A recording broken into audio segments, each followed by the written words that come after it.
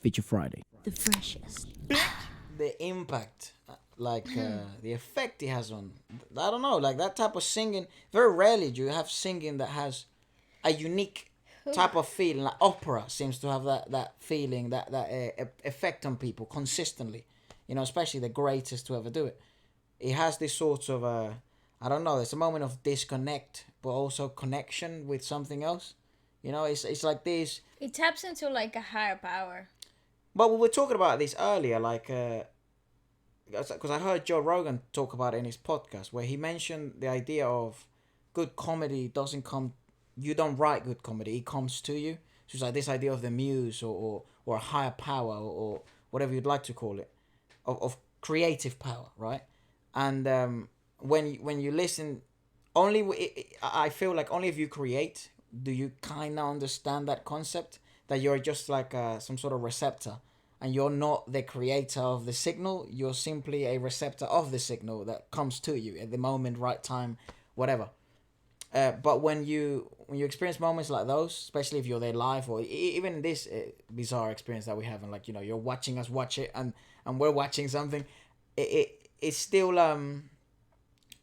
there's certain performances that, I don't know, allow you to understand that, like, there is something else at play, like that, something more. Like music has this weird capability of connecting past physical boundaries. and Absolutely. and everyone there, like in that room, in that arena, and here in this room, felt it. It's like you became elevated for a second.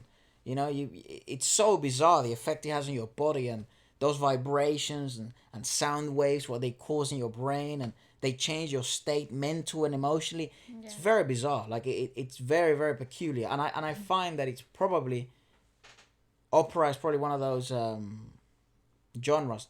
Hence why it's been so such a staple genre of humanity, right? Of that type of singing. It's been forever, and it's been such a staple of humanity, because I think it's the only one that, because it resonates on like those vibrations are so unique. You don't hear them when you're out and about. Just when you're out and about, you don't hear them in. Those sound waves are not the same. So maybe because there's such a shock to the system, or they just, like, the skill level is so high, and there's also so high or so low, Yeah. that they cause this like weird impact on you. I believe what makes classical music such an experience is the difficulty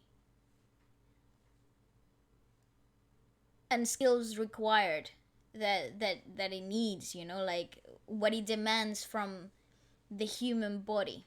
I believe that that's one of the greatest things that we have been able to discover, how to make music to that extent and tap into emotions that they're not easily found. Maybe that's why it does have that effect on other people listening, because it's like the maximal exertion of energy, or the maximal exertion of, I don't know, power through music. And yeah, and is such a delicate skill set that you got to develop, whether you're playing an instrument, whether you're directing, whether you're the guy who holds a triangle, there is an amount of skill set that is so delicate and so specific, that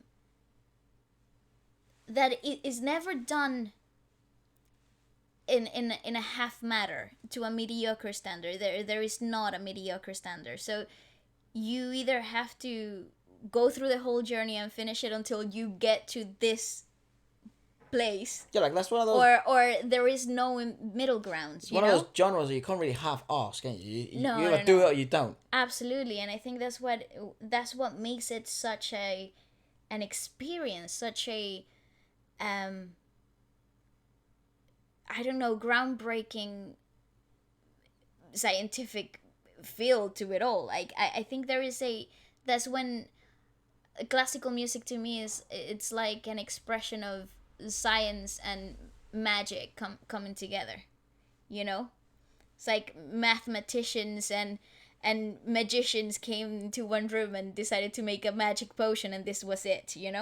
I kind of believe, like, this is one of the hardest things that a human could possibly Yeah, I also like do. that's why I kind of, I like hanging around with you watching this stuff, because I broaden my knowledge, and I can only imagine what it's like, for those coaches and you and people that genuinely know about singing, like what that must be like. It must have such a different impact to you than it has to me. Yes, we do, we build ground, that common ground, on the fact that it has that effect emotionally and mentally on me, same as it did to you. But technically, like, I don't understand half of this stuff that's going on. Is Yeah. that the same as if you see a tennis serve?